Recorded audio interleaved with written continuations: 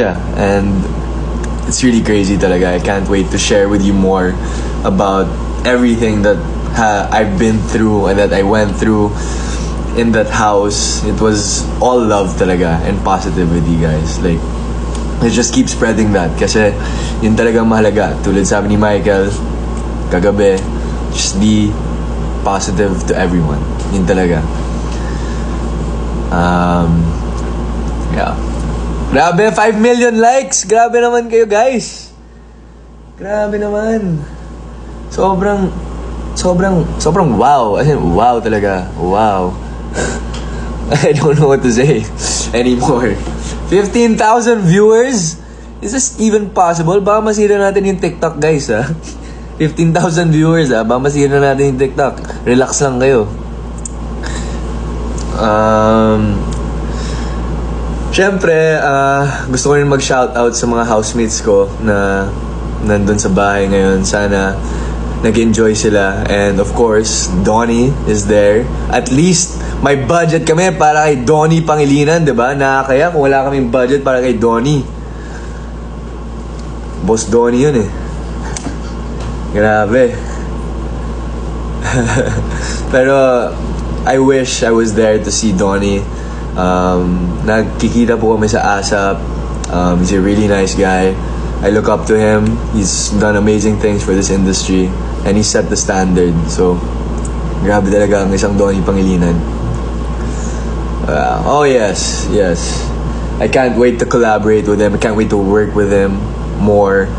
I mean, minsan sa I Want ASAP, pumupunta sila mga ASAP host, tapos nagkaka-interaction kami. Minsan, same dressing room pa kami. So, nakakausap ko siya. Sobrang bait po talaga niya in person. What you see in online is exactly what you get in real life. Wow! 6 million views! What? I mean, 6 million likes. Sorry, not 6 million views.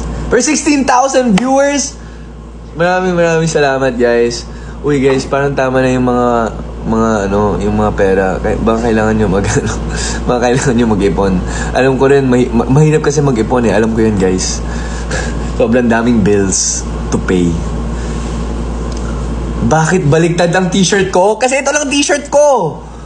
Hindi, pero honestly, style to, guys. Style to. Diba? Ito yung gusto kong suotin palagi. Kasi, pag may mga bagong nakikita, parang palagi sila, oh, bakit baliktad yung shirt ko? Shirt mo? Tapos sabi, of course, I will have to say, it's fashion. It's a conversation starter. Tapos yun, magiging friends na kami. Joke lang. But, yeah, I mean, I really love this shirt. Basically Uniqlo all day long. So, Uniqlo, you're the best. I love you. And I always feel the love, and I love Uniqlo. Wow naman! 17,000 views! Alam nyo, guys, nung nasa high school ako, nung Ateneo ako, number ko dati sa basketball, 17. So, wow. It's pretty great.